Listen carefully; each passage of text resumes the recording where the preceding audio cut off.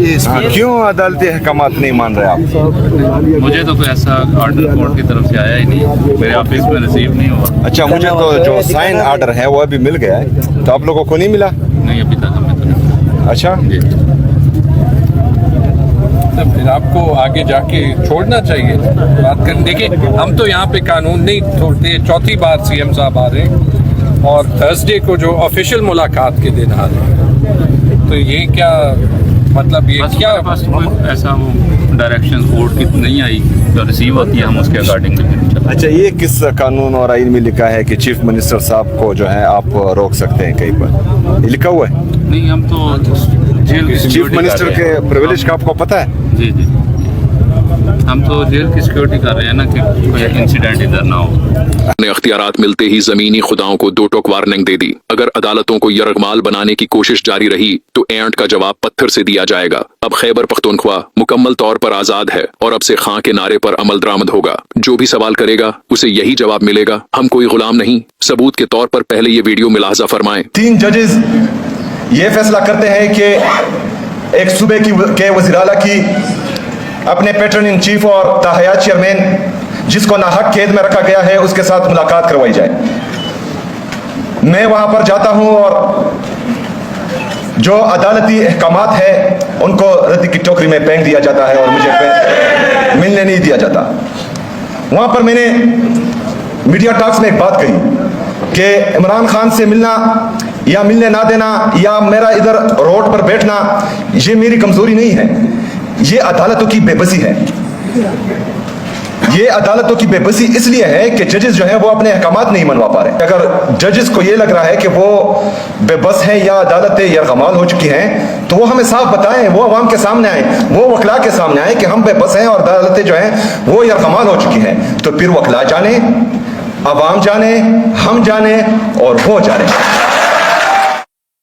जी तो नाजरीन, आपने देखा कि उमरानी टाइगर की ललकार पर सच्चाई ने किस तरह सर उठाया। सहील आफरीदी इस वक्त हर मजलूम की उम्मीद की करण बन चुके हैं। अल्लाह ताली से दुआ है कि वो उन्हें आलमी इस्लाम के मजलूमों की उम्मीदों पर पूरा उतरने की तौफीक अता फरमाए। ब्रेकिंग न्यूज नाजरीन गिरामी, अडयाला जेल में वो मुलाकात हुई जिसने पूरे मुल्क का दर्जा हरारत भड़का दिया। मान जाओ वरना रिहाई ही भूल जाओ। जी हाँ, बड़ी ताकतवर का बड़ा मुतालबा। 20 दिन बाद खान की रिहाई की शर्त तय कर दी गई। खुफिया मुलाकात, खुफिया नताइज और अब सब कुछ सामने आ चुका है। किसके कहने पर किसने मुलाकात की, कौन था पसे पर्दा, सब कुछ खुल के सामने आ गया। जराये के मुताबिक बड़ी ताकतवर के इशारे पर खान से अडयाला जेल में अहम पैगाम पहुंचाया गया। खान से कहा गया, हम आपको 20 दिन बाद आजाद कर देंगे, लेकिन शर्त ये है न कोई जलसा, न कोई खिताब, न पॉलिटिक्स में कदम, न फौज के खिलाफ एक लफ्ज। बस बनी गाला जाएं, 2 साल तक खामोश रहें और मंजर से गायब हो जाएं। लेकिन नाजरीन, वहाँ हुआ कुछ ऐसा जो तारीख में सुनहरी हरूफ से लिखा जाएगा। खान ने पुरियाटमाद अंदाज में पूरे जज्बे के साथ इनकार करते हुए कहा, ऐसी आजादी से बेहतर है कि मैं कैद में ही मर जाऊं। अगर मैं ऐसी आजादी लेकर मरा तो अवाम मुझे भूल जाएगी, लेकिन अगर मैं उस कैद में मरा तो पाकिस्तान की गैरतमंद अवाम मुझे हमेशा याद रखेगी और याद करके रोएगी। खान ने कहा, मुझे अपनी आजादी नहीं चाहिए, मुझे अपनी कौम की आजादी चाहिए। उन पर जुल्म बंद करो। मैं अपने लिए नहीं, अपनी अवाम के लिए लड़ रहा हूँ। अगर आजादी चाहिए होती तो मैं अभी आजाद हो जाता। तुम्हारे मुतालबे मानने नहीं, तुम्हें मेरे मुतालबे मानने पड़ेंगे और मुझे बहरहाल आजाद करना पड़ेगा। के पीछे बैठे खेल तमाशे अब इंजाम की आखिरी घड़ी में दाखिल हो चुके हैं। कौम फैसला सुनाने को तैयार है और इस्टेब्लिशमेंट अपनी बका की जंग में फिंस चुकी है। एक तरफ आसिम मुनीर के हक में बैनर्स लगाए जा रहे हैं, एक्सटेंशन की दहाइयां दी जा रही हैं। आशिक दिलों ने तस्वीर लगाकर कह दिया, जाने की बातें जाने दो, मतलब कि चले न जाना, हमें छोड़कर हमें आपकी जरूरत है, एक्सटेंशन ले लो या नहीं लो, हम तुम्हारे पीछे खड़े हैं। जबकि दूसरी तरफ तारीख खुद ऐलान कर रही है कि अब इख्तिदार करसी और जमीनों की बंदरबांट नहीं चलेगी। राहिल शरीफ के दिनों का खेल दोबारा चलाने की कोशिश हो रही है, लेकिन अब कौम तमाशाई नहीं, मुजरिम तलाश करने निकली है। जमीनें बांटने वालों का हिसाब तय हो चुका है। रिटायरमेंट के बाद जायदादें बनाने का खेल खत्म होने वाला है। अवाम का गुस्सा अरूज पर है। जमात इस्लामी की काल हो या कराची की पार्टी की तैयारी, इस्लामाबाद पर चढ़ाई का जिन बोतल से बाहर आ चुका है। अगर एक्सटेंशन मिली तो मसनूई सुकून होगा, अगर न मिली तो तूफान रियासत के दरवाजे तोड़ देगा। मीडिया अवाम को मायरा खां की शादी और मरवत की प्लास्टिक सर्जरी से बहला रहा है, लेकिन हकीकत यह है कि इख्तिदार के ऐवान लर्ज रहे हैं। सदारती और अस्करी सेट अप की तब्दीली की खबरें आ चुकी हैं। नई तैनातियां तय पा रही हैं। गजा में इंटरनेशनल स्टेबलाइजेशन फोर्स भेजने का मंसूबा तैयार है। इसराइल की मंजूरी की शर्त लगाई जा रही है। यानी फैसले अब पाकिस्तान में नहीं बाहर हो रहे। कुछ लोग उसे सादत करार दे रहे हैं, जबकि फिलिस्तीनी अवाम उसे मुदाखलत कह रहे हैं। सानहा मुरीदकी ने साबित कर दिया है कि हुक्मरान इशराफिया खुद गैर महफूज है। मरियम नवाज की सिक्योरिटी बदल दी गई है। रियासती निजाम में हलचल मची हुई है। उलमा को एतमाद में लेने का ड्रामा चल रहा है, लेकिन कौम अब खतबों से नहीं अमल से फैसला करेगी। मीडिया के तज्जिए अफवाहों और ख्वाहिशों के गंदे तालाब में तैरते नजर आ रहे हैं। असल सवाल यह है कि क्या उस बार इक्तदार का खेल दोबारा एस्टेब्लिशमेंट जीतेगी